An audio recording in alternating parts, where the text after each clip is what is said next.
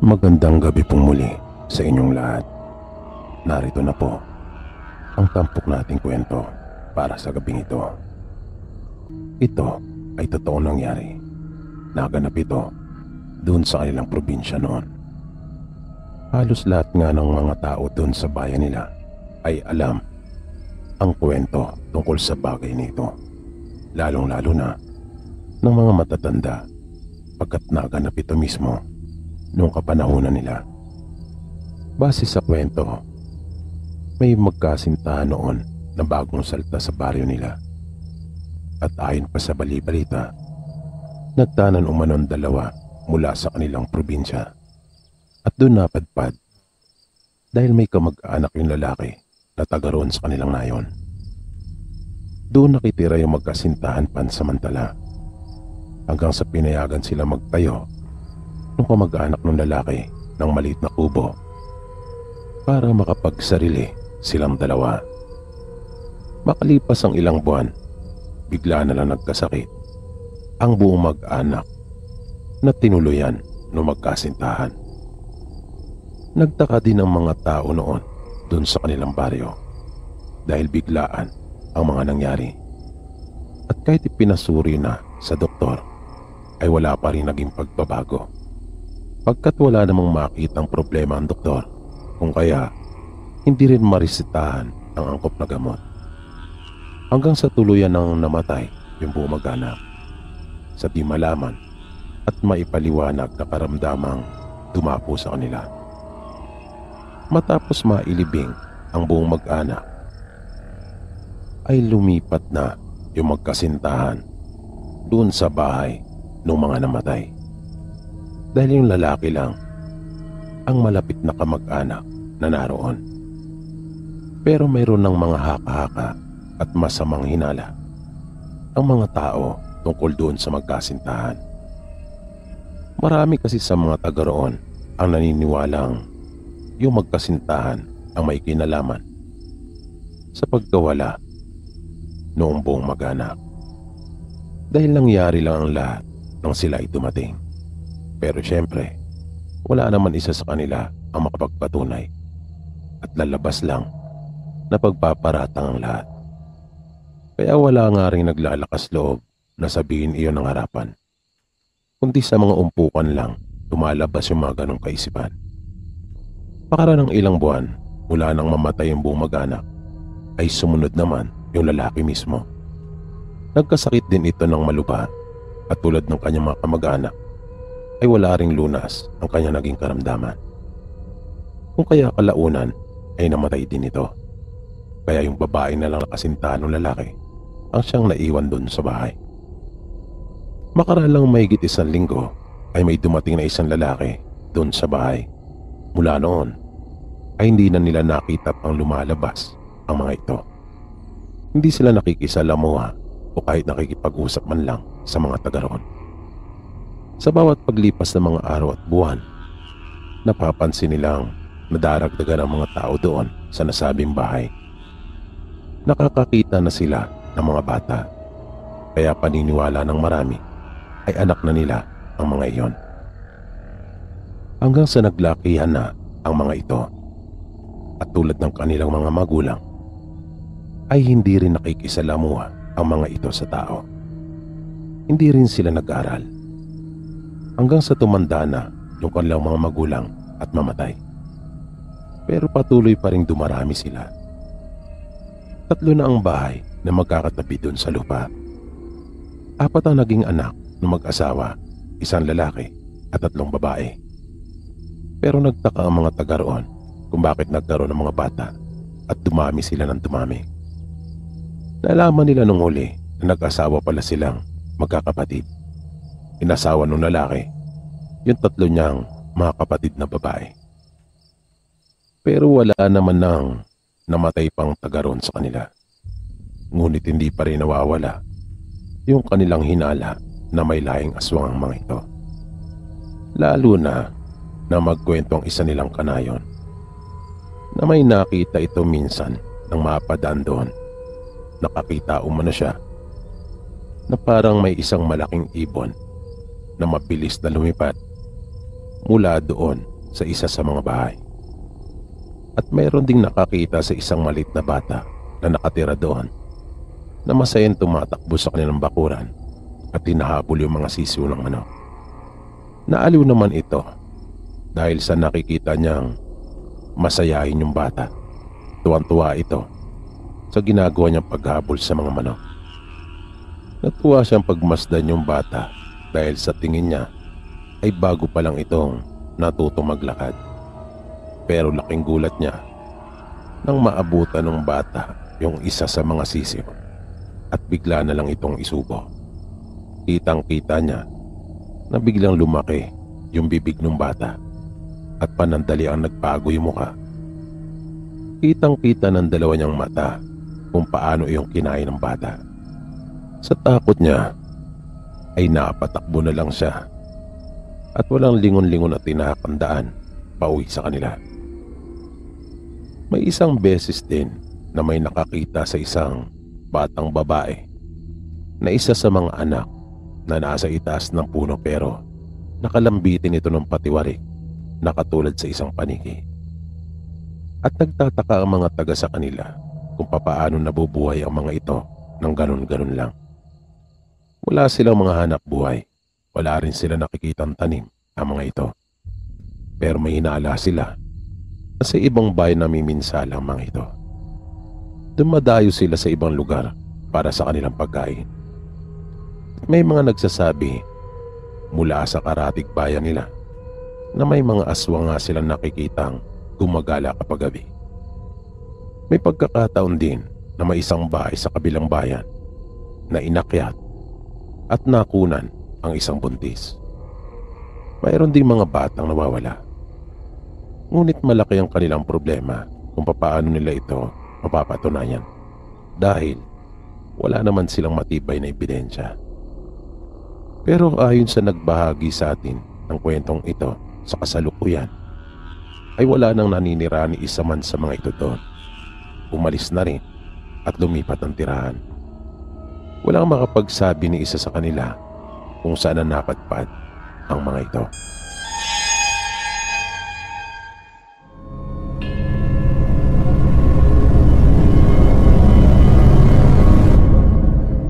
Ibinahagi ang kwentong ito para magsilbing babala sa lahat ng mga makakarinig at nang upang sa ganon ay mag-ingat sa tuwing magpupunta sa mga liblib na lugar o di kaya na may mga lugar na hindi tayo pamilyar, mga pook na hindi natin kabisado. Naganap ang nakakatakot niyang karanasang ito nang minsang magbakasyon sila ng kanilang mag-anak sa probinsya ng nanay niya. 13 anyos siya noong mga panahong ito at kasalukuyang bakasyon nila sa paaralan. 2 pa lang silang magkapatid doon at siya ang panganay. Malaki ang agwat nilang magkapatid, kung kaya magkaiba na sila ng hilig noong mga panahong iyon. Nang dumating sila sa probinsya, ay nakilala nila yung mga pinsan nilang anak ng kapatid ng kanilang ina. Natuwa naman si Andy pagkat may makakasama na siya at makakausap ng mga kaidara na halos niya. Ang sabi ng nanay nila noon, kaya sila umuwi, ay upang pag-usapan ang ukol sa mamanahin nilang lupa. Pagkat mahina na ang lola nila at mukhang hindi na magtatagal pa. Araw-araw siyang pinupuntahan ng 3 niyang pinsan doon sa bahay ng lola nila. Doon kasi sila tumuloy pagkat wala naman silang sariling bahay doon. Minsan, sa pagkukwentuhan nilang magpipinsan, ay napag-usapan nila ang tungkol sa mga kwentong katatakutan tulad ng mga aswang, engkanto at mangkukulam. Maraming mga kwentong ibinahagi yung mga pinsan ni Andy sa kanya. Bagay naman na ikinatuwa niya dahil mahilig siya sa mga ganong uri ng kwento. Pero kasabay din noon ay natakot siya. Dahil yung mga ikinukwento ng tatlo niyang pinsan ay mga totoong karanasan ng mga kamag-anak nila doon sa kanilang probinsya, na nangangahulugang totoo talaga ang mga aswang at mayroon doon sa lalawigan nila. Pero sa lahat ng mga ikinuwento nila ay may isang naging interesante para kay Andy. At ito ay yung tungkol sa binanggit nila na isang tagong lugar. Isang sityo na hindi kabilang sa listahan ng mga lugar sa kanilang munisipyo at bayan. Isang maliit na nayon na kung saan yung mga tao ay naninirahan at namumuhay ng hiwalay sa ibang mga tao. Isang maliit umano na pamayanan na may sariling paraan at uri ng pamumuhay, nakakaiba sa ibang mga taong naninirahan din doon sa probinsya. Pero base na rin sa pagsasalaysay ng kanyang mga pinsan, ang nasabing pamayanan na iyon ay maituturing na isa lamang alamat, pagkat walang sino mang nakapagpatunay na totoong umiiral nga iyon at existido.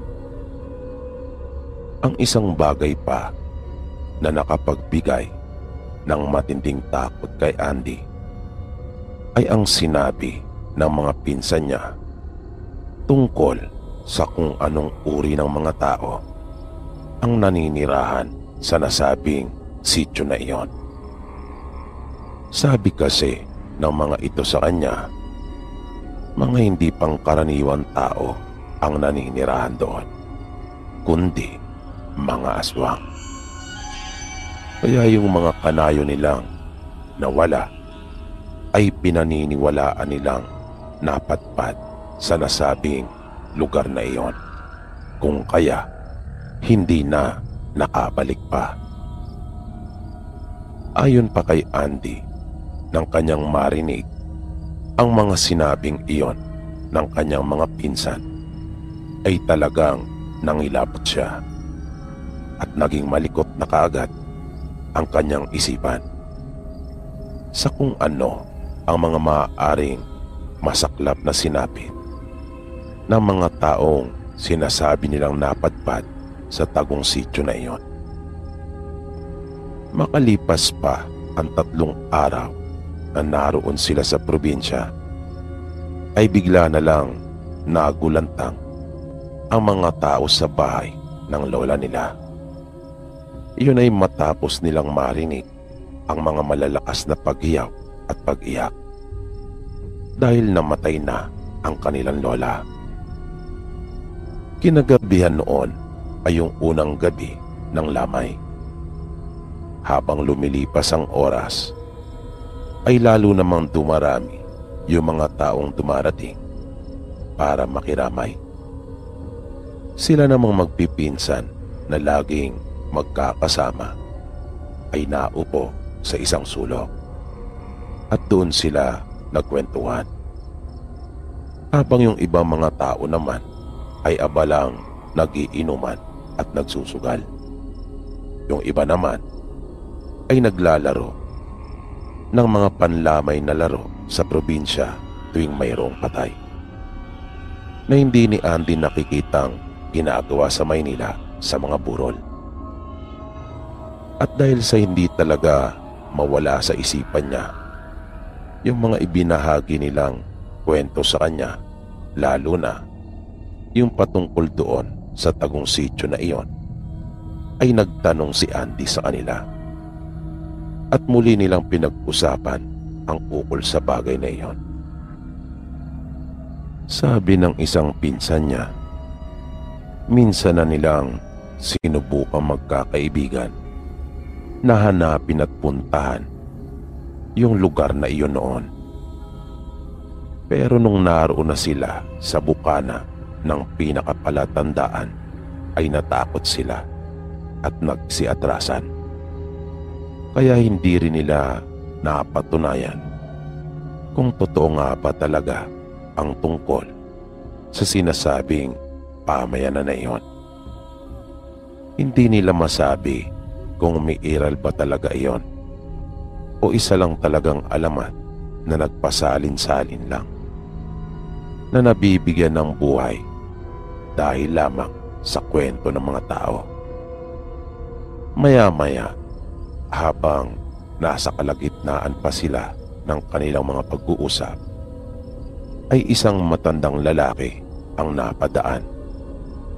Yumuko ito at sinabi sa kanilang totoo ang ukol sa tagong sityo at umalis na ito. Bigla namang nangilabot si Andy dahil parang siguradong sigurado yung matandang lalaki sa kanyang sinabi sa kanila. Sinundan niya ng tingin yung matanda at narinig niyang biglang nagsalita ang pinsan niyang Siko at sinabing wag na raw niyang pansinin ang matandang iyon dahil may hangin daw ito sa ulo. Nagtaka naman si Andy sa kung ano ang ibig nitong sabihin, kung kaya tinanong niya ang pinsan. Sinabi nito sa kanya na yung matanda ay kilala sa palayaw na si Mang Ando, kung minsan naman ay tinatawag nila itong Andeng. Pero ang totoong pangalan daw nito ay Andres. Kilala umano ito sa kanilang lugar tungkol sa mga ikinukwento nitong pakikipagsapalaran at iba't iba niyang mga karanasan pagdating sa mundo ng kababalagan. At kabilang na nga rito yung tungkol sa tagong sityo na sinasabi nitong kanya nang napuntahan, napasok niya at nalabasan, na siyempre marami sa kanilang mga kanayon ang hindi siya pinaniwalaan dahil madalas itong lasing at tuwing nakainom lang naman ito nagiging makwento dahil kapag wala naman itong nainom ay napakatahimik na tao na halos ayaw ngang magsalita at makipag-usap. Nang mga mag-aalauna na ng madaling araw ay unti-unti nang nag-uuwian ang mga tao. Pero yung mga malapit nilang kamag-anak ay nanatili, kasama na ng iba pa nilang mga kababaryo.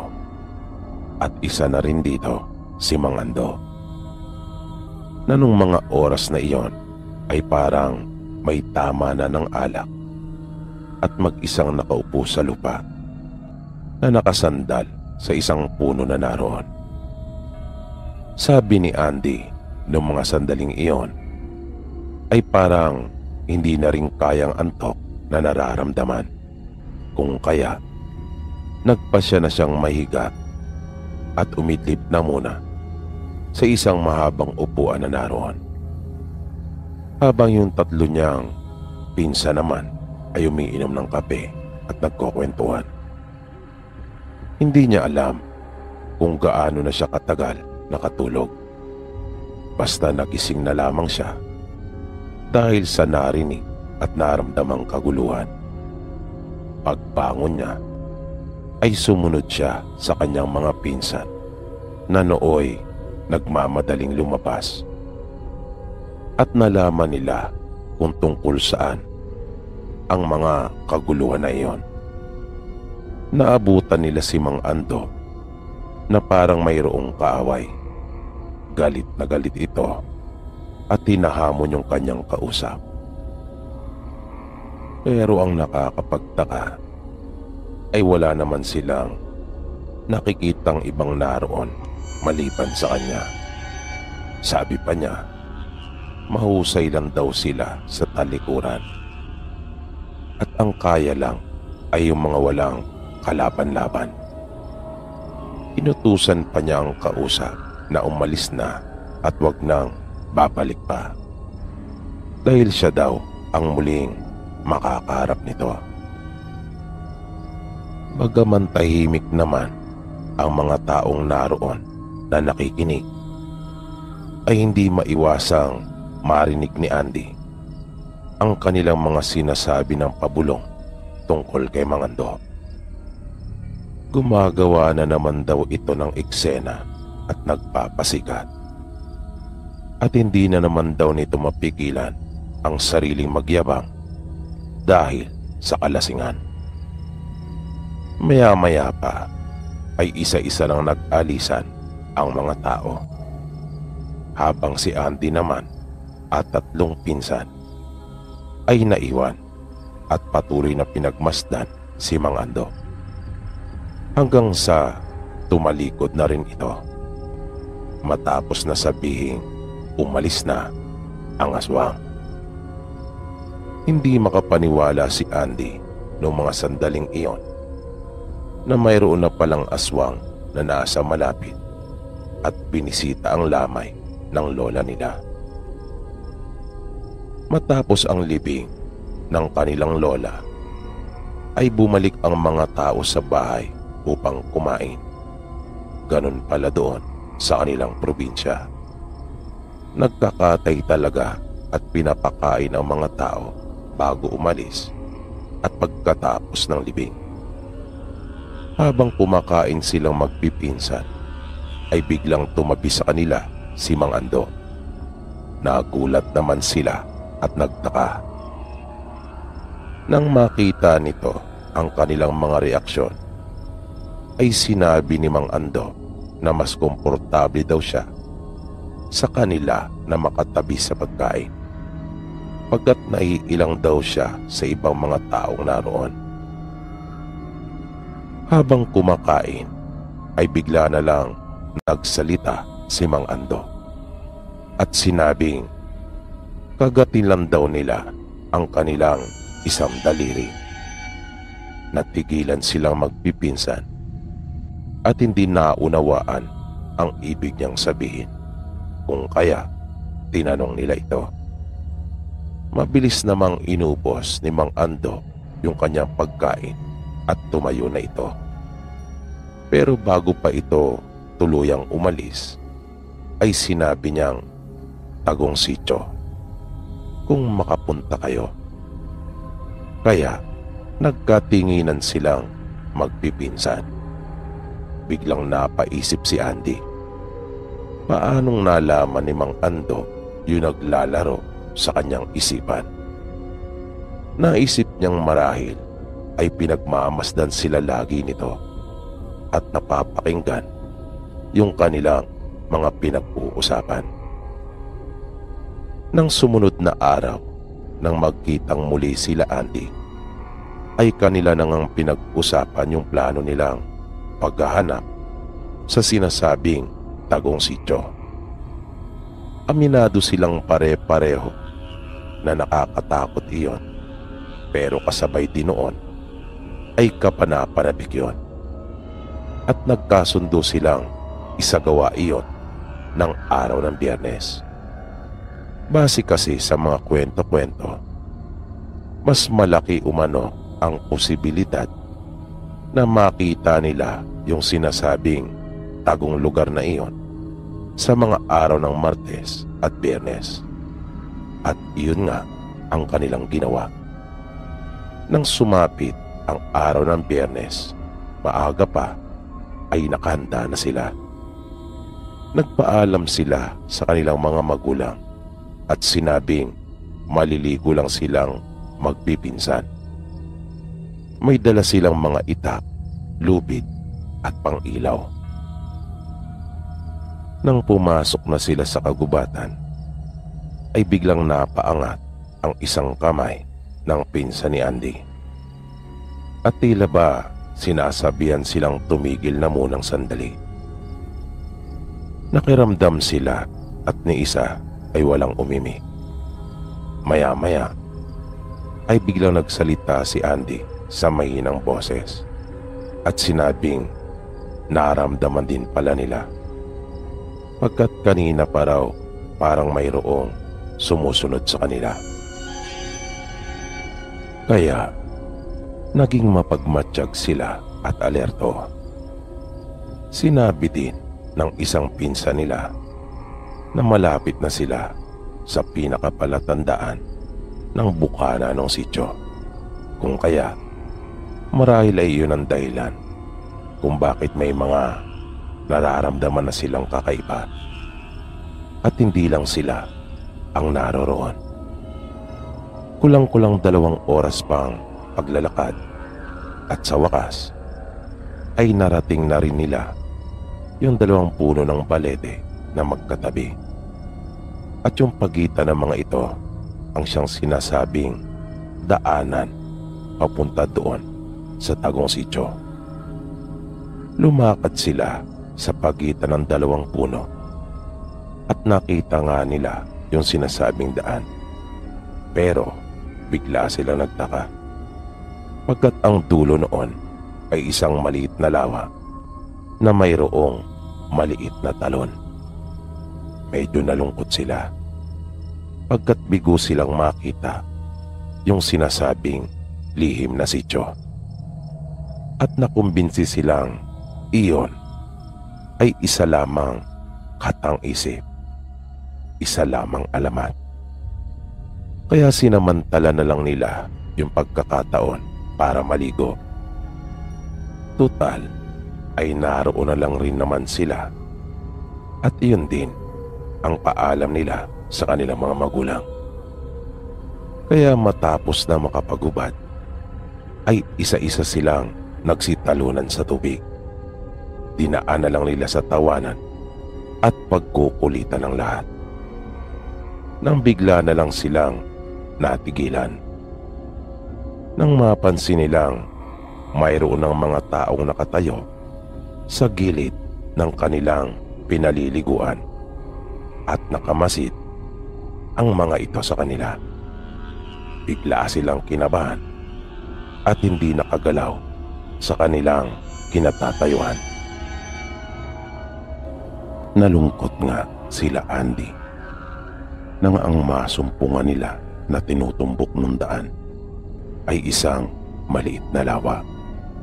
Kung kaya, nagpasya na lang silang maligo na magpipinsan. Ngunit biglang may nangyari na hindi nila inaasahan. Dahil may napansin na lang silang mga tao na nakatayo sa gilid ng nasabing lawa at pinagmamasdan sila. Kung kaya, para silang mga estatwa na hindi nakagalaw sa kanilang kinatatayuan. At napansin nila yung mga matatalim na pagtitig na iyon sa kanila. Biglang bumilis yung pagtibok ng puso ni Andy. Noon pa lang siya nakaramdam ng ganong katinding takot sa buong buhay niya. Parang gusto na nga niyang magsisi kung bakit pa nila naisipang magpunta roon. Isang lalaki ang biglang nagsalita sa kanilang lingwahe at inutusan silang umauna sa tubig. Sinabihan din sila ng mga ito na magbihis na at dali ng mga gamit. At dahil hindi gaano naiintindihan ni Andy yung kanilang mga sinasabi, kung kaya sumusunod lang siya sa kanyang mga pinsan. Medyo nabuhaya naman sila ng loob dahil ang buong akala nila ay pinagbabawalan lamang sila ng mga ito na maligo doon at pinapauwi na. Pero nang tatahakin na nila ang daan pabalik, ay bigla silang sinita ng mga ito at sinabing sumunod sila sa kanila. Hindi bababa sa 100 yung bilang ng mga ito at lahat sila ay may mga nakasukpit na itak at mas lalo pa silang natakot nang makita nilang naglabas ang mga ito ng malalapad na panyo at sila ay piniringan. At habang naglalakad ay sinabi ng lalaki na sumunod lang sila sa lahat nilang ipagagawa at walang magiging problema. Matagal din silang naglakad bago nila narating yung kanilang destinasyon. Nang tanggalin ng mga lalaki yung piring nila ay nagulat sila. Napaisip kagad si Andy na baka yun na nga yung sinasabing tagong sityo. Halos natipon ang lahat ng mga tao doon at nakatuon ang pansin sa kanila. Tinanong sila ng lalaki kung bakit sila naroon sa lawa. Wala kagad nakasagot sa kanila dahil kinakabahan silang lahat. Hanggang sa magkaroon ng lakas ng loob si Andy at sinabing naroon lang sila para maligo. Panandaliang napaisip naman yung lalaki dahil sa Tagalog ang kanyang salita. Sinabi pa ni Andy na nagbakasyon lang siya kasama ang kapatid at ina. Kaya nais lang siyang ilibot ng mga pinsan at puntahan yung mga magagandang tanawin. Hindi na umimik pa yung lalaki at tumalikod na ito sa kanila. Pumasok ito sa isang bahay na naroon. Hindi mawala yung kaba na kanilang nararamdaman dahil hindi pa rin umaalis yung mga tao sa kanilang tabi at nakapagdudulot talaga iyon sa kanila ng hindi magandang pakiramdam. Lalong-lalo na yung pagiging tahimik ng mga ito at paraan ng kanilang mga pagtitig. Lumipas pa ang mga oras at nag-aalala na talaga sila dahil siguradong hinahanap na sila ng kanilang mga magulang. Maya-maya, isang babae ang lumapit sa kanila at inilapag ang isang pinggan. Pero wala silang ganang kumain. Sino ba naman ang makakakain sa ganong sitwasyon? At nang nagsisimula ng kumalat ang dilim, ay napansin nilang naging maligalig ang mga tao. Hindi mapakali ang mga ito na nagpaparon at parito sa kanilang kinalalagyan. Hanggang sa nakita nila yung mga naglalakihang kawa na inilalabas na mula sa isang maliit na kubo. Naging malikot ang mga mata nila Andy at alumpihit na rin sila sa kanilang pagkakaupo. Nakita nila ang tatlong lalaki na may pasan-pasang mga panggatong at nagsimula ng magpadingas. Yung mga kababaihan naman ay natipon sa isang mahabang mesang kawayan at nagsimula ng magkayat ng mga rekado. Naisip ni Andy na iyon na nga marahil ang sinasabing tagong pamayanan na kung saan ang naninirahan ay mga aswang. At iyon na rin ang kanilang katapusan. Parang gusto nang himatayin ni Andy dahil sa sobrang takot. Kahit anong isip ang gawin nila ay malabong makatakas sa lugar na iyon. Lalo pa nga at may mga itinalagang bantay sa kanila. At habang lumilipas ang oras ay napapansin din nilang tila nag-iiba na ang itsura ng mga taong naroon. At may nakita silang dalawang babae na naroon sa may bintana ng isang bahay na may ipinapahid sa kanilang mga katawan. At nang matapos ang mga ito ay may pumasok naman doong panibagong grupo at ganun din ang kanilang ginawa. Isang batang lalaki ang lumapit sa kanila. Tumayo ito sa kanilang harapan na hindi umiimik. Nasa likod nito ang kanyang mga kamay na tila mayroong hinahawakan kung ano. Sa mahinang tinig ay naglakas loob si Andy na tanungin yung bata kung ano ba ang nangyayari.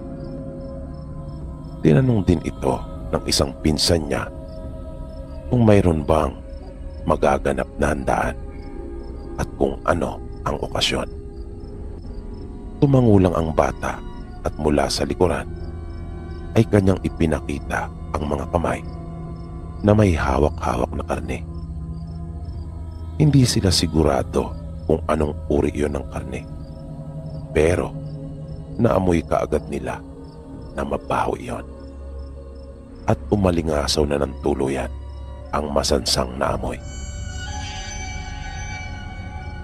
Maya-maya pa, nakita nila ang ilang kalalakihang naglabas na ng kanilang mga itak.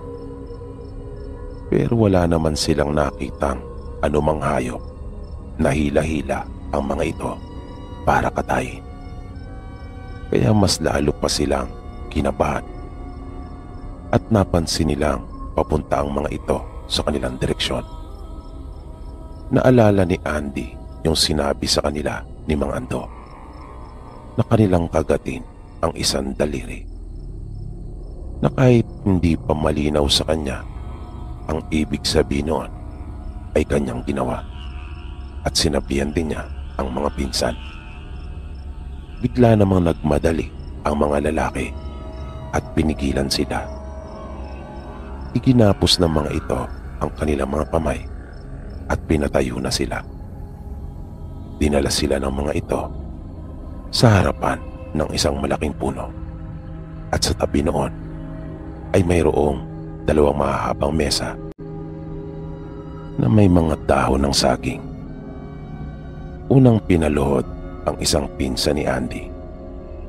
Sa pagitan nila ng malaking puno ay mayroong putol na puno ng nyog na nakatayo na siyang magsisilbing sangkalan.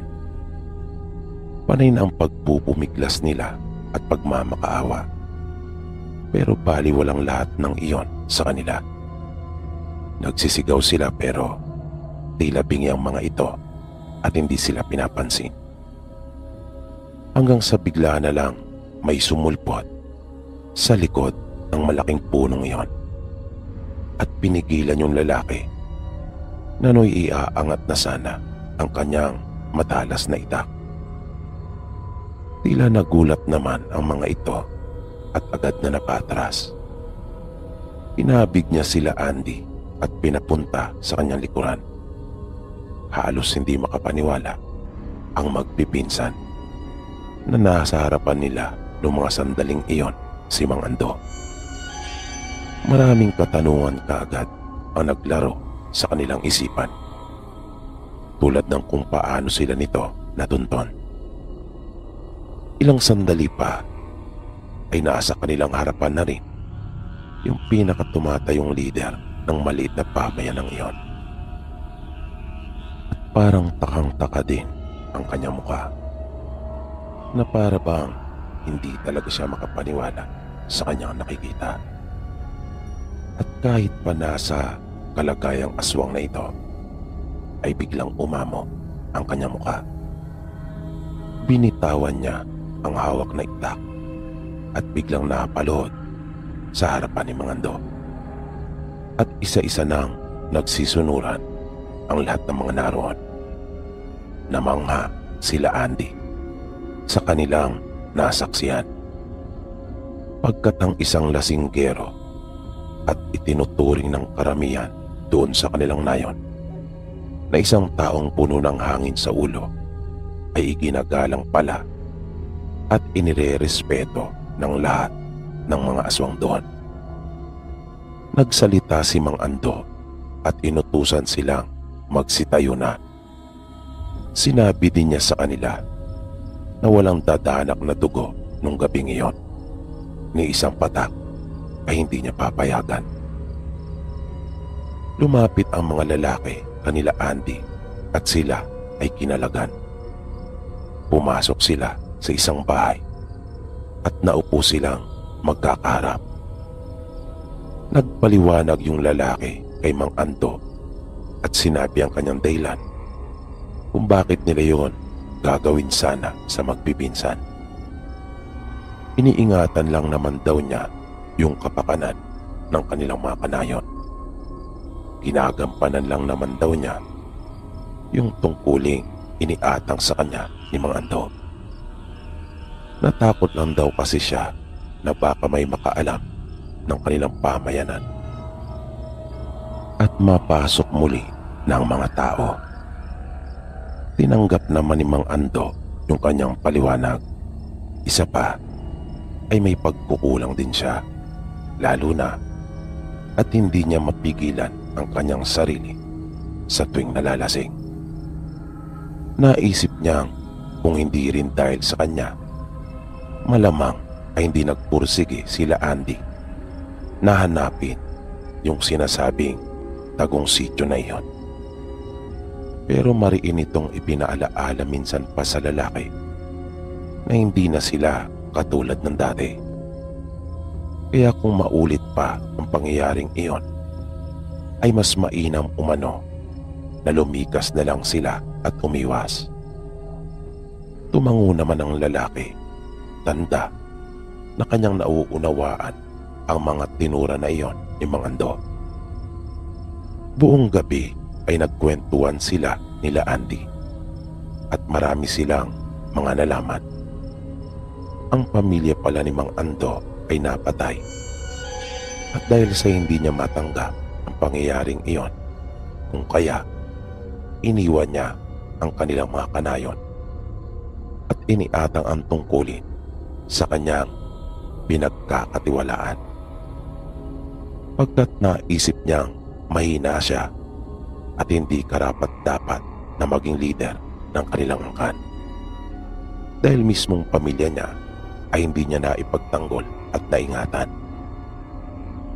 Pero sa kabila ng lahat, siya pa rin ang itinuturing nilang pinuno. Kung kaya, mataas pa rin ang kanilang paggalang kay Mang Ando. Ibinalita ni Mang Ando sa kanila na hinahanap na sila ng kanilang mga magulang.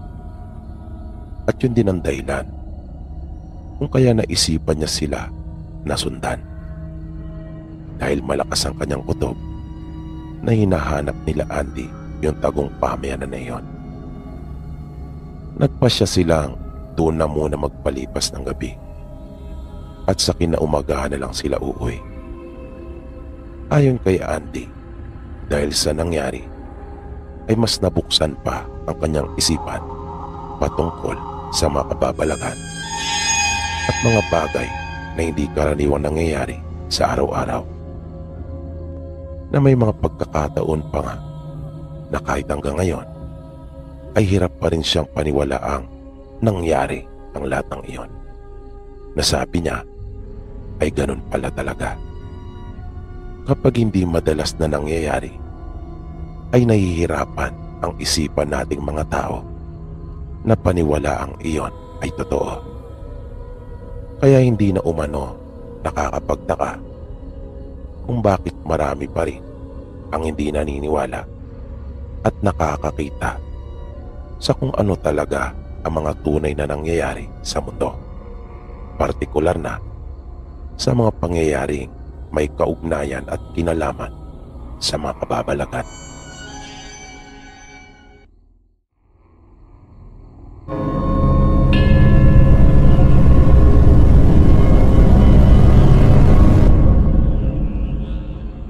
Magandang gabi sa iyo, Sir Baby, at sa lahat po ng iyong mga tagapakinig. Nais ko lang din po sanang magbahagi ng kwentong nalalaman ko. Bali nalaman ko po ito mula sa aking lolo Ben. Ayon po kasi sa kanya, may pangyayari noon na naganap sa kanilang probinsya.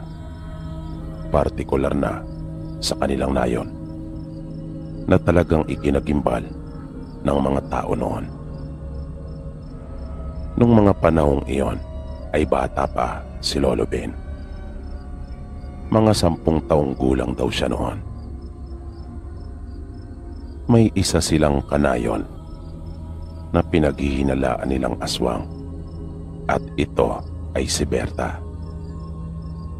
Ayon sa mga taga sa kanila, dayo lang sa kanilang lugar si Berta at hindi tiyak kung saang lugar talaga ito nagmula. May mga nagsasabi na nakikita nila si Berta na umaakyat sa bahay ng kanilang mga kanayon tuwing gabi. At ang bawat maakyatan nito na bahay ay nagkakasakit ang mga naninirahan doon. Ayon naman sa iba, marunong ding mangkulam ni Berta. Kung kaya, ilag silang lahat dito. Pero nang marami na sa kanilang mga kanayon ang nagkasakit at namatay, ay nagpasya na silang sugurin ito sa bahay para papanagutin sa kanyang mga ginawa. Dala ang kanilang mga itak at matutulis na kawayan, ay kanilang sinugod ang bahay nito at sinunog. Itinali din nila si Berta sa isang malaking puno na naroon malapit sa bahay nito. At pagkatapos ay sinunog din. Sabi ni Lolo, hindi naging madali para sa kanilang mga kanayon na mapatay si Berta.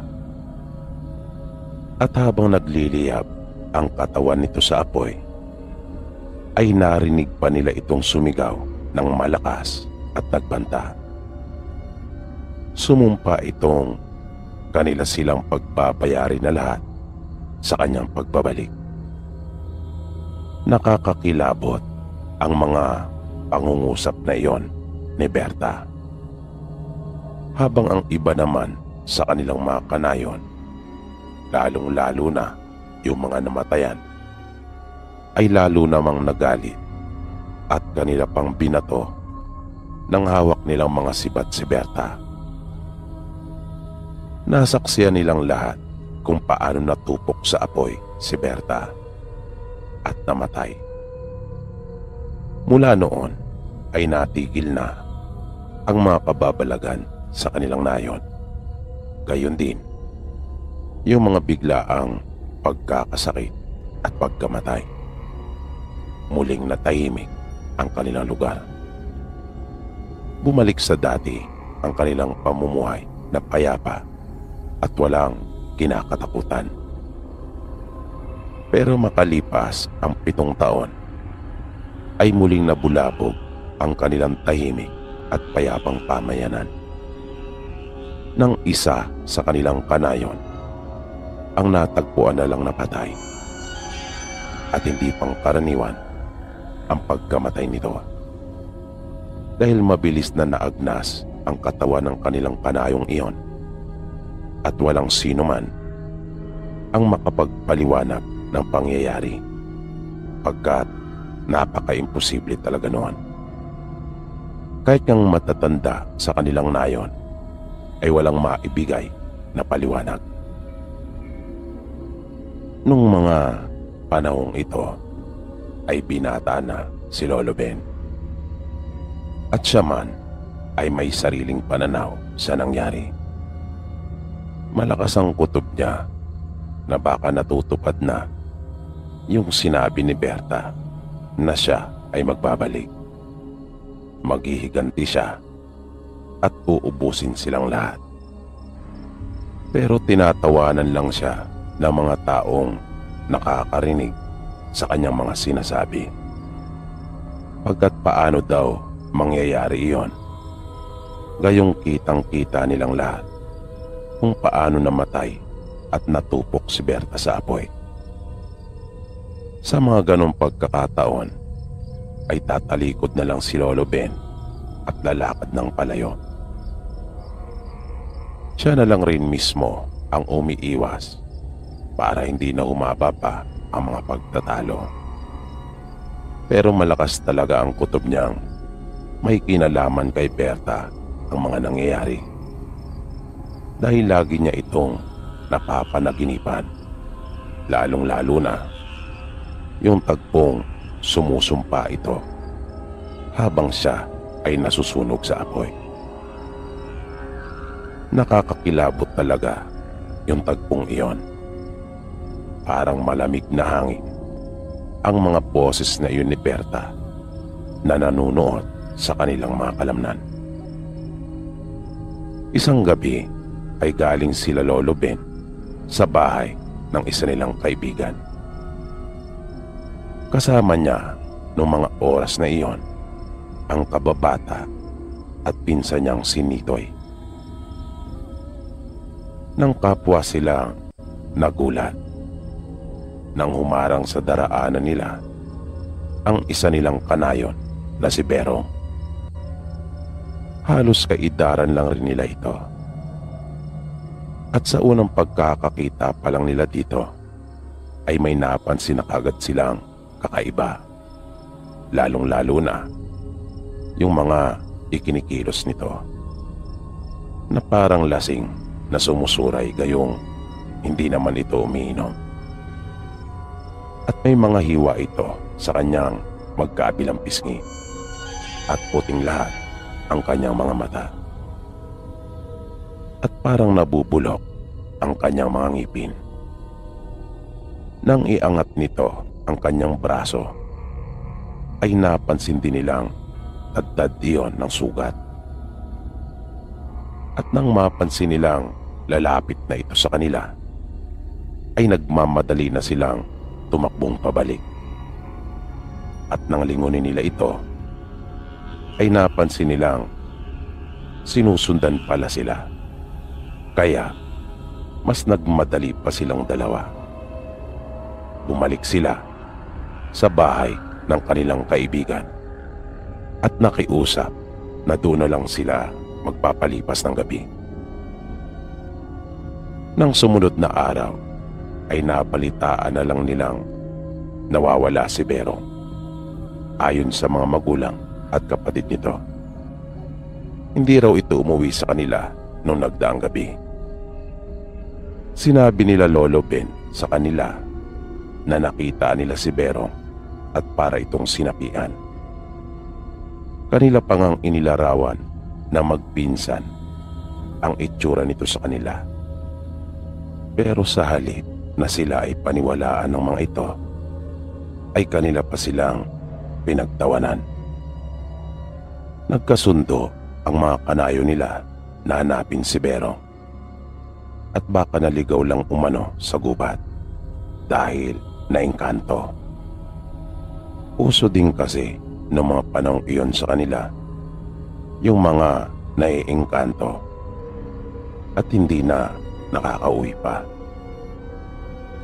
Habang naghahanap ang marami sa kanilang mga kanayon kay Berong, si Aling Marta naman ang sunod na nagbalita na nawawala rin ang kanyang anak na dalagita. Kaya nagkaroon sila ng haka-haka na baka naman nagtana na yung dalawa, pagkat madalas nilang makita na magkasama ang mga ito. At hindi rin naman lingid sa mga taga sa kanila na may gusto si Berong sa anak ni Aling Marta.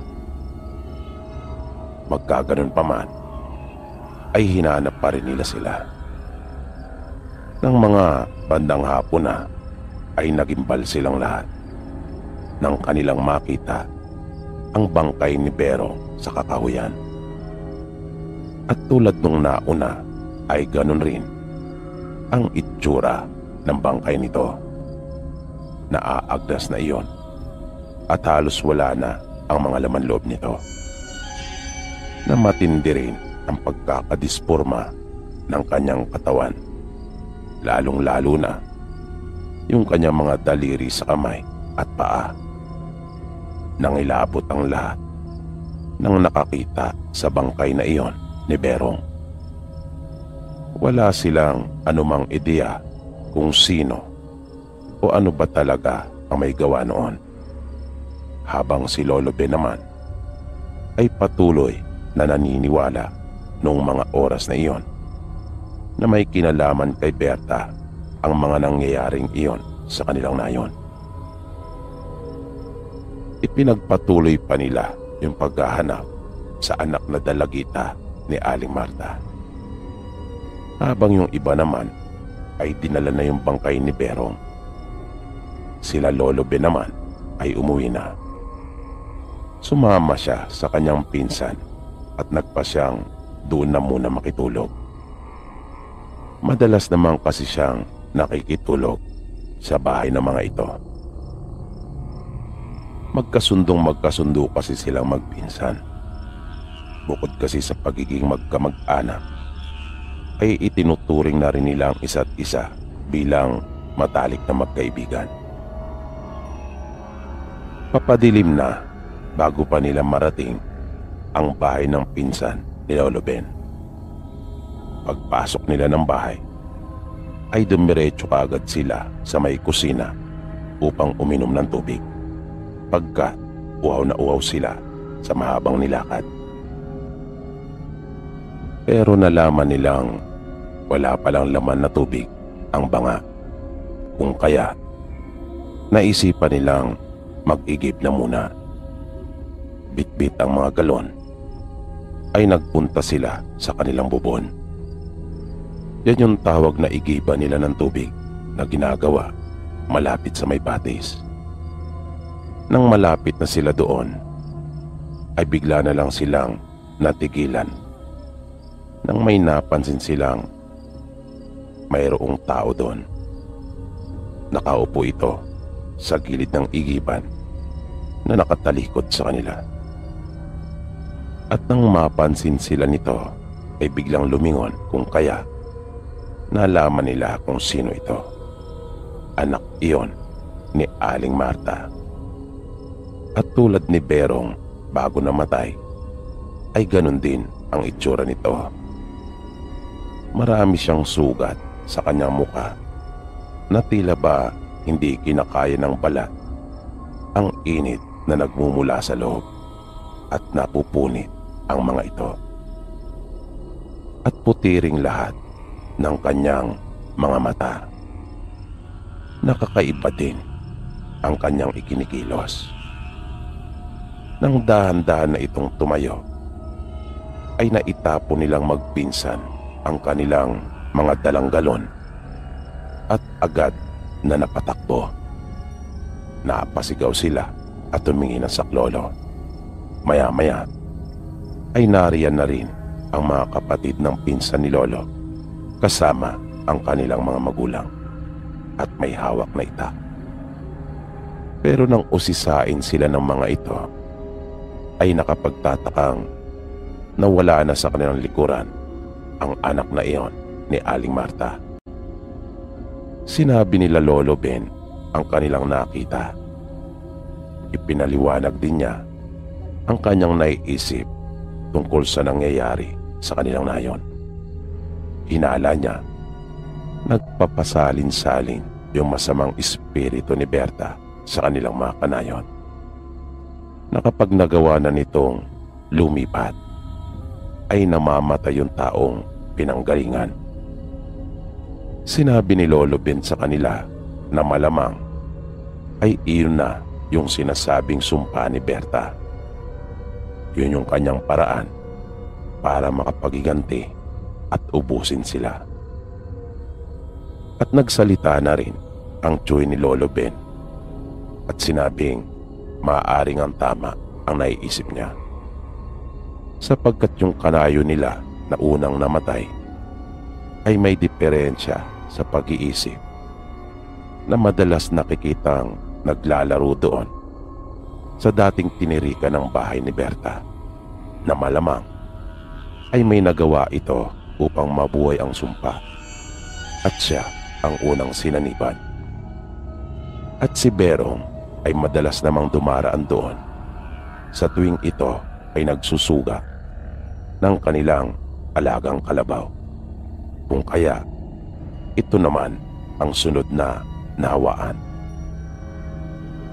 Pero ang malaking tanong para sa kanila noong mga sandaling iyon ay kung paano nila mapipigilan ang sumpa. Wala ni isa sa kanila ang nakakaalam kung paano. Kaya ang maaari lang nilang gawin ay ang mag-ingat. Nang matutulog na sila Lolo Ben, ay nag-usap silang magpinsan. Nagkwentuhan pa muna sila pagkat kapwa pa hindi dalawin ng antok. Sa kanilang pag-uusap ay nabanggit ng pinsan ni Lolo na ayaw niyang matulad sa kanilang mga kanayon. Kaya kapag dumating yung pagkakataon na siya na ang mahawaan, ay wag daw magdalawang isip si Lolo na siya ay patay na lang. Bigla namang nalungkot si Lolo at sinaway ang kanyang pinsan na wag magsabi ng mga ganong bagay pagkat hindi umano maganda. Nang sumunod na araw, mabilis na kumalat ang balita na natagpuan na ang anak ni Aling Marta. Ngunit patay na ito. At tulad ng mga nauna ay ganon din ang nangyari sa kanyang bangkay. Pero ang masaklap ay nanay naman ng dalagita ang siyang nawawala. Kaya nagtulong-tulong sila. Hinahanap din nila si Aling Marta na hindi naman sang-ayon sila Lolo Ben sa ginagawa nilang iyon. Dahil mas delikado at lalo lang mapapadali ang paglipat noon sa panibagong katawan. Pero dahil sa pagpupumilit ng kanilang mga kanayon, ay wala din silang nagawa. Bali 3 grupo silang lahat na naghahanap. Halos magalugad na nila yung buong kagubatan, ay hindi pa rin nila makita si Aling Marta. Kung kaya, kinutuban ng hindi maganda si Lolo Ben. Malakas ang paniniwala niyang nasa nayon lang nila ito nagtatago, na maaaring ang nasa mga silong lang ng bahay, o di kaya naman ay nagmamasid lamang sa pinagkukublian nito at naghihintay ng tamang pagkakataon para umatake. Kaya niyaya niya ang kanyang pinsan at 2 pa nilang kaibigan na bumalik na sa kanilang nayon. Kailangan nila itong makita bago pa makapambiktima at makalipat sa panibagong katawan.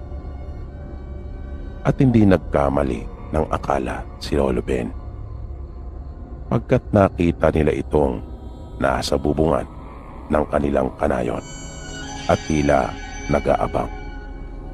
Ngunit nagulat silang magkakaibigan nang bigla na lang itong lumundag at nakita ni Lolo na ang masusunggaban ay ang kanyang pinsan. Kaya ibinigay na lang niya ang kanyang katawan at ito ay binangga. Kung kaya, kamay niya ang siyang nahawakan ni Aling Marta. Nakakatakot ang itsura nito, na walang tigil sa kakabuka ng kanyang bibig at tila wala sa sarili. At ang mata nitong namumuti ay bigla na lang naging kulay pula. At napahiyaw si Lolo Ben dahil sa sakit. At nakita ng kanyang mga kasama na dahan-dahang naaagdas na ang katawan ni Aling Marta habang lumilipat iyon sa katawan ni Lolo Ben.